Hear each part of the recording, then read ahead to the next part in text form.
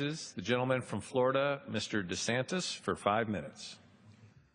Thank you, Mr. Speaker. I rise to discuss one aspect of this Iran deal, which I think is a fatal flaw, and in addition to other fatal flaws. But this one, I think, in particular, and that is the issue of inspections. Now, the crucial part of any type of deal dealing with nuclear disarmament involves inspections. You got to inspect to make sure that that in this case Iran is not building a nuclear weapon. Now, the best way to have done that would be to insist that the sanctions remain in place until Iran affirmatively dismantles their program, and then you have inspectors go in to verify that the program has been dismantled, and then as long as the program is in fact dismantled and they don't have a nuclear infrastructure, then the sanctions are relieved, and the minute that they're caught trying to rebuild, then the sanctions go back on. But that's not what this deal is at all. What this deal is a huge, huge influx of cash, hundreds of billions of dollars up front to the Iranian regime, which will be used, no doubt, much of that money to fund terrorism and to expand Iran's influence throughout the Middle East. And we are affirmatively recognizing Iran's nuclear program. They are not required to dismantle their infrastructure, so they get to keep that. So a huge influx of cash, and they keep the nuclear program. The only way, and you're not going to sell me once you go down that road, because I don't think they have a right to any nuclear material, but other people will say, well, as long as we can inspect, then maybe it's going to be okay. And here, in this deal, we don't even have legitimate inspections. Now, the administration has drawn a lot of red lines with this Iran deal. One of them was, of course, we're going to have anywhere, anytime inspections. And they said that repeatedly.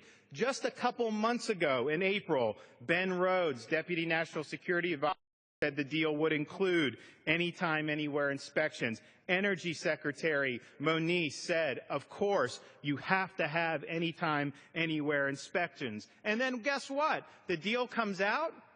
Rhodes is asked on TV, what about anytime, anywhere? I thought that was part of the deal. He said, we never sought anywhere, anytime inspections. And so the administration is recognizing the reality that this deal does not include anywhere, anytime inspections. What it does have is a convoluted bureaucratic process that if we or the IAEA or the UN suspect that Iran is developing a nuclear weapon in, say, one of their military sites, you actually have to petition to be able to inspect it. Iran gets to weigh in of whether they want to. There's a convoluted bureaucratic appeals process. And basically, Iran can drag it out for 24 days, and that's even assuming you get a positive resolution, which, by the way, is going to require the assent of Russia and China, and they may not even be willing to give approval. So even if you get that, that's 3+ weeks where Iran will have the ability to conceal any of the offending conduct that they were suspected of. So the bottom line is a 24-day delay makes the inspections regime utterly useless. So this is a country that has sponsored terrorism consistently for decades. They've lied to the United Nations for decades.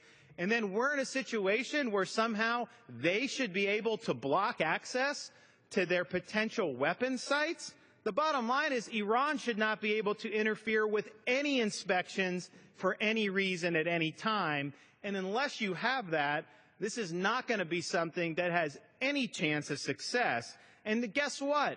Not only are the inspections not valid, but you're lifting the arms embargo over a couple years, and you're relieving sanctions on the Quds Force and Qasem Soleimani. These are designated terrorists. Our country has viewed them as a designated terrorist organization.